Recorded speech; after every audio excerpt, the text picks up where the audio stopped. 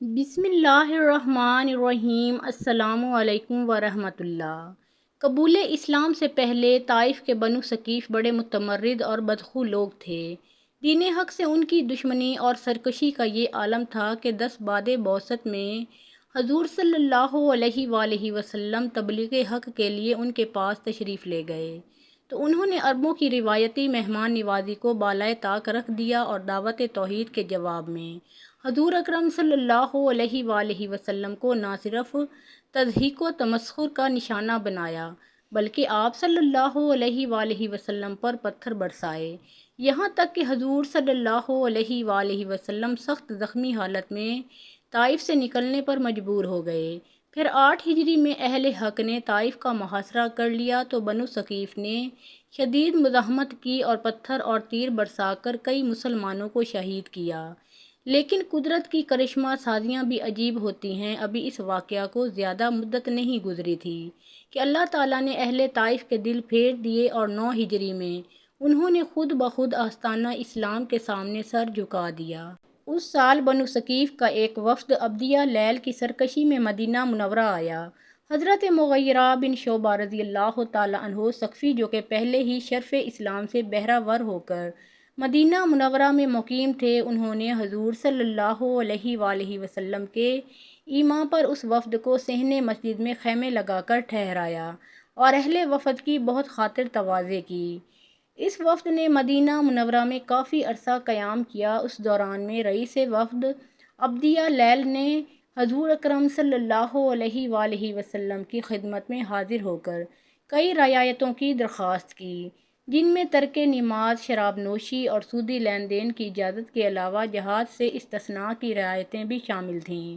حضور اکرم صلی اللہ علیہ وآلہ وسلم نے پہلی 3 رعایتیں دینے سے یکسر انکار فرما دیا۔ البتہ ان کو وقتی طور پر جہاد سے مستثنیٰ کر دیا اور صحابہ رضی اللہ تعالیٰ عنہم سے فرمایا کہ جب اسلام ان کے دل میں راسخ ہو جائے گا تو یہ خود بخود ہی جہاد کے لیے نکلیں گے۔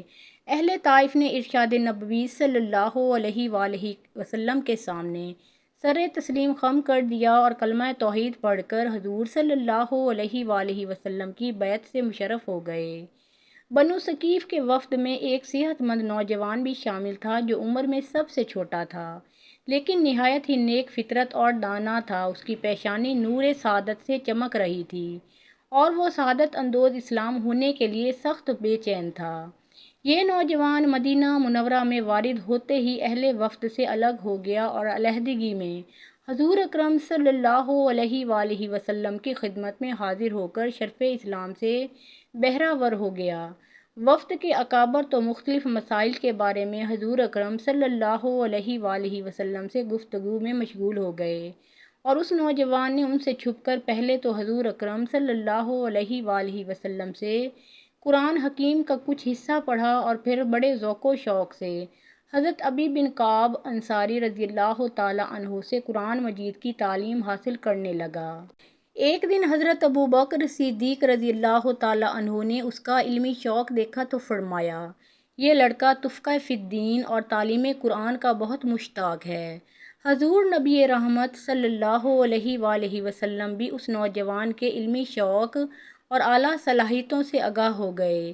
چنانچہ جب بنو ثقیف کے وفد نے رخصت ہوتے وقت حضور نبی اکرم صلی اللہ علیہ وآلہ وسلم سے درخواست کی کہ ہمارے لیے کوئی امام مقرر فرما دیجیے، تو آپ صلی اللہ علیہ وآلہ وسلم نے اس نوجوان کا ہاتھ پکڑ کر فرمایا، یہ دانا آدمی ہے اور یہی تمہارا امام اور امیر ہوگا۔ تمام اہل وفد نے حضور اکرم صلی اللہ علیہ وآلہ وسلم کے ارشاد کے سامنے سر جھکا دیا۔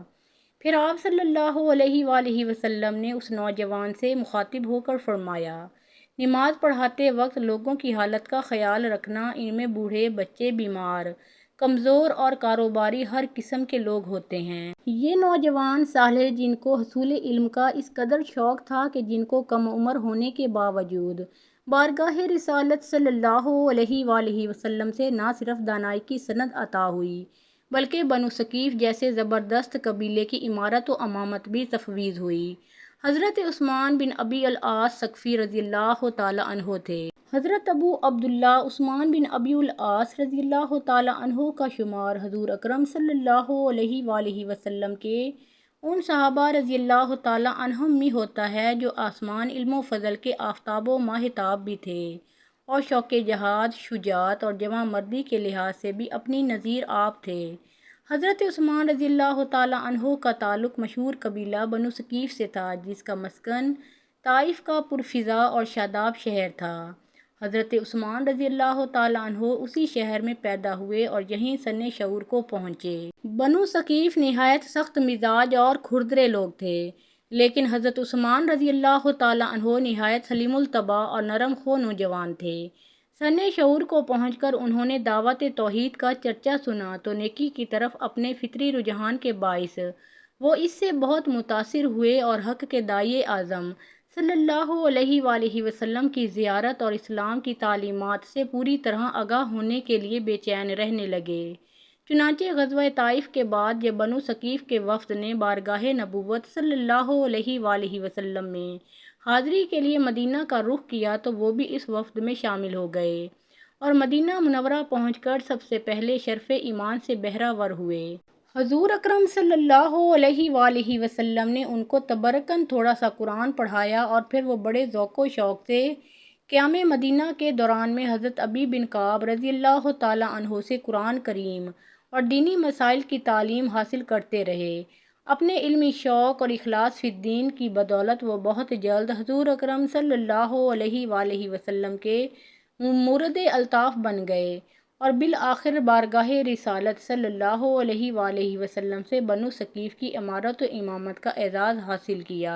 11 ہجری میں حضور صلی اللہ علیہ وآلہ وسلم کے وصال کے بعد حضرت ابوبکر صدیق رضی اللہ تعالیٰ عنہ مسند نشین خلافت ہوئے تو دفعتاً سارے عرب میں فتنہ ارتداد کے شعلے بھڑک اٹھے۔ ان شعلوں کی حرارت کا اثر طائف تک پہنچا تو حضرت عثمان بن ابی العاص رضی اللہ تعالیٰ عنہ بے چین ہو گئے۔ انہوں نے تمام بنو ثقیف کو جمع کیا اور ان کے سامنے ایک ولولہ انگیز تقریر کی جس میں انہوں نے فرمایا کہ اے ثقیف کے لوگوں، تم سبقت فی الاسلام سے محروم رہے اور اس وقت یہ نعمت حاصل کی جب عرب کے دوسرے سب قبائل اس سے بہرہ یاب ہو چکے تھے۔ اس دیر کی تلافی اس نازک گھڑی میں تم دین حق پر ثابت قدم رہ کر سکتے ہو۔ تمہیں یہ زیب نہیں دیتا کہ گمراہی کے اس طوفان کا اثر قبول کرو اور شرف ایمان کو کھو بیٹھو۔ دیکھنا اس وقت تمہارے قدم ہرگز نہ ڈگمگانے پائیں۔ حضرت عثمان رضی اللہ تعالیٰ عنہ کی پر اثر تقریر کا نتیجہ یہ ہوا کہ طائف پر ارتداد کے امڑتے ہوئے بادل آنن فانن چھٹ گئے اور بنو ثقیف نے فتنہ ارتداد کا ڈٹ کر مقابلہ کیا۔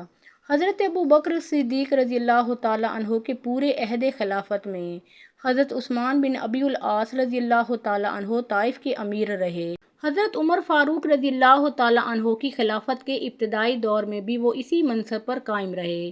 14 ہجری میں حضرت عمر فاروق رضی اللہ تعالیٰ عنہ نے بصرہ کا شہر آباد کروایا تو وہاں کے لوگوں کی تعلیم و تعلم کے لیے ان کی نظر حضرت عثمان رضی اللہ تعالیٰ عنہ ثقفی پر پڑی۔ چنانچہ انہوں نے حضرت عثمان رضی اللہ تعالیٰ عنہ کو بصرہ بھیج دیا۔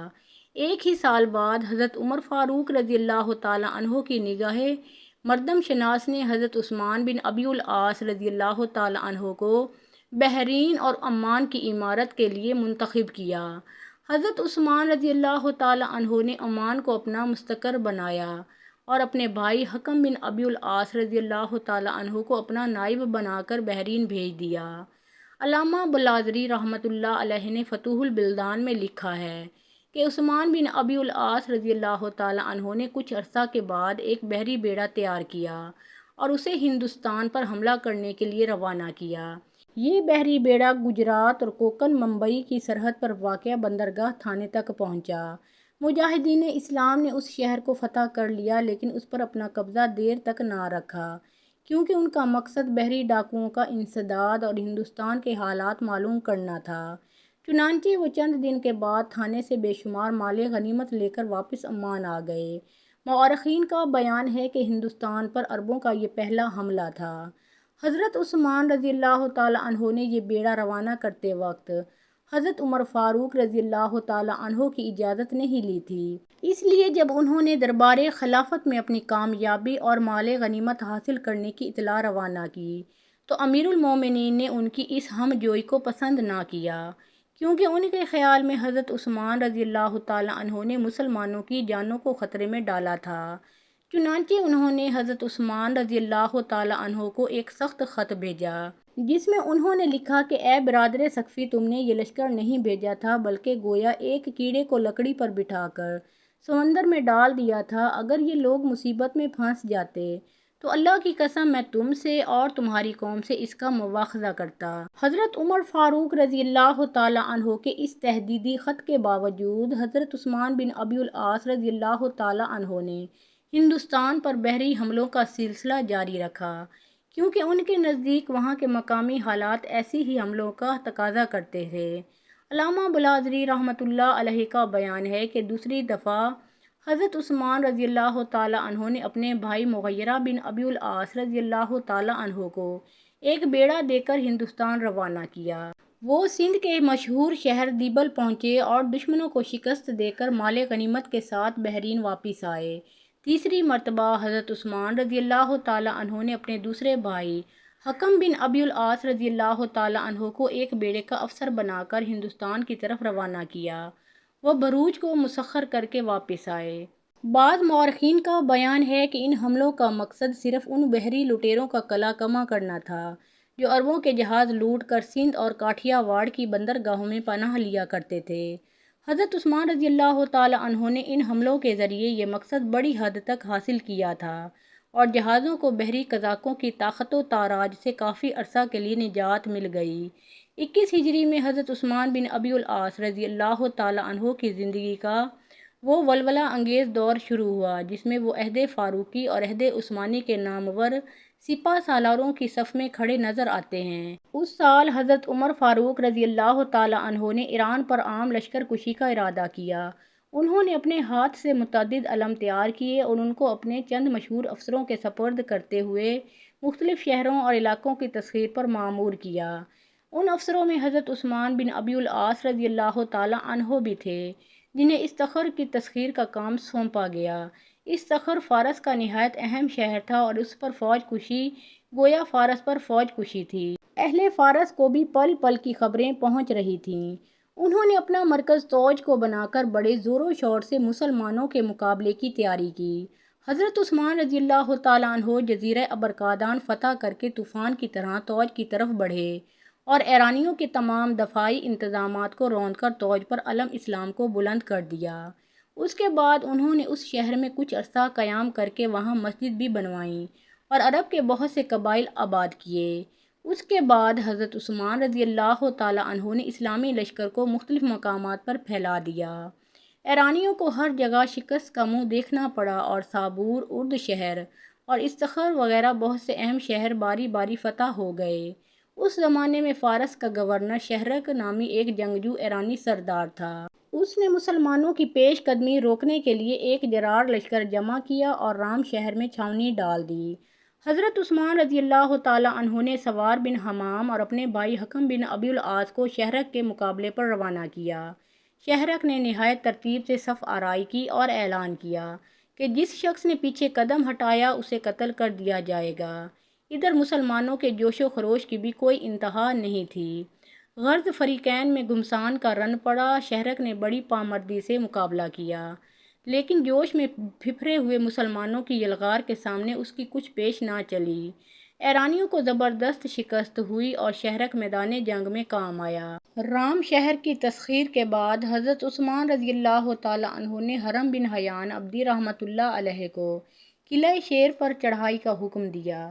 انہوں نے اس قلعہ کو فتح کر لیا۔ خود حضرت عثمان رضی اللہ تعالیٰ عنہ نے جرہ قازورن، نوبند خان اور ان کے نواحی علاقوں کو مفتوح کیا۔ اسی دوران میں حضرت عمر فاروق رضی اللہ تعالیٰ عنہ نے حضرت ابو موسیٰ اشعری رضی اللہ تعالیٰ عنہ والی بصرہ کو حکم بھیجا کہ وہ فارس کی تسخیر میں حضرت عثمان رضی اللہ تعالیٰ عنہ کا ہاتھ بٹائیں۔ چنانچہ حضرت ابو موسیٰ اشعری رضی اللہ تعالیٰ عنہ نے حضرت عثمان رضی اللہ تعالیٰ عنہ کی مدد کے لیے بصرہ سے وقتاً فوقتاً امدادی دستے بھیجنے شروع کر دیے۔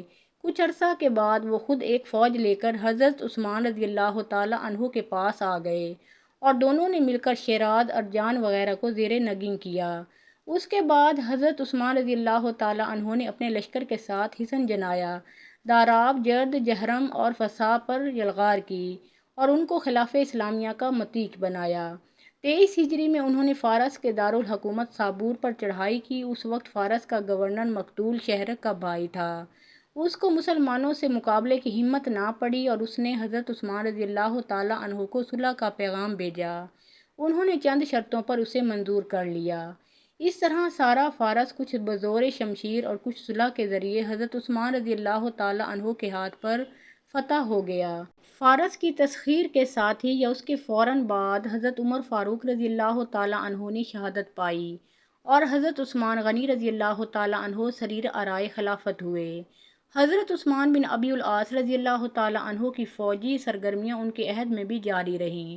علامہ ابوالعزری رحمۃ اللہ علیہ کا بیان ہے کہ حضرت عثمان غنی رضی اللہ تعالیٰ عنہ کی خلافت کا بھی آغاز ہی ہوا تھا کہ اہل صابور نے اسلامی حکومت کے خلاف بغاوت کر دی اور اپنی آزادی کا اعلان کر دیا۔ 26 ہجری میں حضرت عثمان بن ابی العاص رضی اللہ تعالیٰ عنہ اور حضرت ابو موسیٰ اشعری رضی اللہ تعالیٰ عنہ نے صابور پر ایک پرزور حملہ کیا اور باغیوں کو قرار واقعی سزا دے کر صابور پر پھر پرچم اسلام لہرا دیا۔ ابن جریر طبری رحمۃ اللہ علیہ کے بیان کے مطابق اہل استخر بھی اسی زمانے میں باغی ہو گئے تھے۔ 27 ہجری میں حضرت عثمان بن ابی العاص رضی اللہ تعالیٰ عنہ نے دوبارہ یلغار کر کے ان کو مطیع و مفتاد بنایا۔ امیر المومنین حضرت عثمان غنی رضی اللہ تعالیٰ عنہ کو استخر کی تسخیر کی خبر ملی تو وہ بہت خوش ہوئے اور حافظ ابن عبد البر رحمۃ اللہ علیہ کی روایت کے مطابق انہوں نے حضرت عثمان بن ابی العاص رضی اللہ تعالیٰ عنہ کو 12,000 جریب زمین بطور انعام مرحمت فرمائی۔ فتح استخر کے بعد حضرت عثمان بن ابی العاص رضی اللہ تعالیٰ عنہ کی سرگرمیوں کے بارے میں کتب سیر خاموش ہیں۔ حافظ ابن حجر عسقلانی رحمۃ اللہ علیہ نے تہذیب التہذیب میں لکھا ہے کہ اپنے وقت کے اس رجل عظیم نے 55 ہجری کے لگ بھگ سفر آخرت اختیار کیا۔ اس زواج و اولاد کے بارے میں بھی ارباب سیر خاموش ہیں۔ فی الحقیقت حضرت عثمان بن ابی العاص رضی اللہ تعالیٰ عنہ کی ذات علم و عمل کی جامع تھی۔ انہوں نے اخلاص فی الدین اور راہ حق میں سرفروشی کے جو نقوش صفحہ تاریخ پر ثبت کیے وہ تا ابد فروزاں رہیں گے۔ اللہ تعالیٰ کی ان پر بے شمار رحمتیں نازل ہوں، آمین یا رب العالمین۔ محترم ناظرین، ویڈیو پسند آئی ہو تو لائک اور شیئر ضرور کیجیے۔